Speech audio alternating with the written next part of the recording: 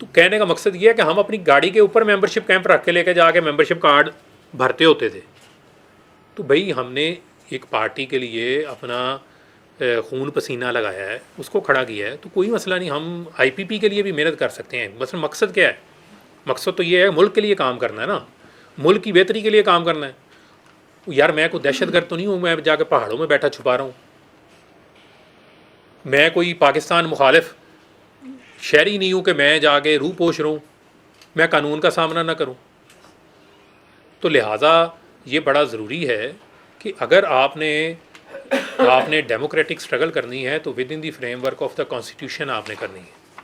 آپ یہ نہیں ہو سکتا کہ آپ وائلنس بھی کروائیں اور پھر آپ کو جو ہے وہ آپ کو پھولوں کے ہار بھی ڈالے جائیں کیونکہ آپ وائلنس کر رہے ہیں, اور آپ جو ہے وہ وائلنس کی بنیاد کے اوپر آپ پاکستان کو ڈکٹیٹ کر کے چلانا چاہتے ہیں. ایسے نہیں چل سکتا ملک.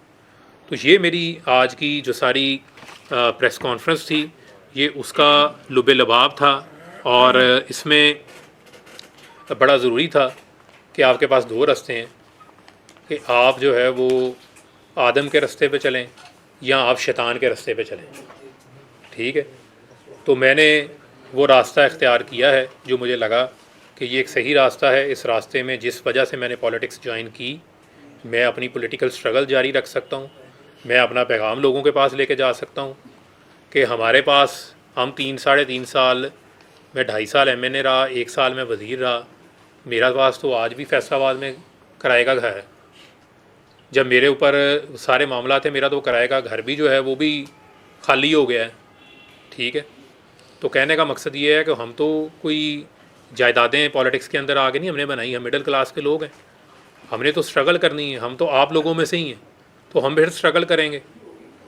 اور ہم ملک کے لیے جہاں مجھے یہ لگے کہ میرا پرپس, میں نے یہ سوچا میرا پرپس کیا ہے بھائی, اگر میں ملک کے لیے کنٹریبیوٹ ہی نہیں کر پا رہا کسی بھی کیپیسٹی میں رہ کے, پولیٹیکل کیپیسٹی میں بھی رہ کے, کہ میں اپنی یوتھ کے لیے بھی کام نہیں کر پا رہا, تو پھر کہنے کا مقصد یہ ہے کہ پھر آپ کے پاس مقصد ختم ہو جاتا ہے. پھر اس کا مطلب ہے آپ اپنی ذات کے لیے بیٹھے ہوئے. تو میں ان سب کو پیغام دے رہا ہوں کہ یہ اس چکر سے باہر نکلیں کہ آپ کو یہ لگ رہا ہے کہ آپ کی پتہ نہیں لائلٹی ان کویسچن آ جائے گی, یا آپ اس چکر میں بیٹھے ہوئے ہیں کہ جی آپ کا ووٹ بینک ہے تو آپ کا ووٹ بینک جو ہے وہ خراب ہو جائے گا. ہمیں خان صاحب نے کہا ہوا ہے کہ جو پبلک اوپینین ہے وہ چینج ہوتی رہتی ہے. آپ کو تو پتہ ہے نا, آپ کو اکثر وہ واقعہ سنایا ہوگا انہوں نے کہ لاہور کے کرکٹ اسٹیڈیم میں میچ کھیلنے کے لیے اترا تو پہلے لوگ لگا رہے تھے شیر لاہور, تو پہلی گیند پہ میں آؤٹ ہو کے باہر آ گیا, تو انہوں نے پھر مجھے وہ مغلظات سنائیں. تو پبلک اوپینین جو ہے وہ چینج ہوتا ہے. ایک وقت میں پی ٹی آئی ٹانگا پارٹی تھی, آج آپ آئی پی پی کا کہیں جی آئی پی پی کے پاس صرف جی لیڈر ہی ہیں جی, ان کے پاس ورکر نہیں ہیں, تو آج ورکر بھی آ گیا.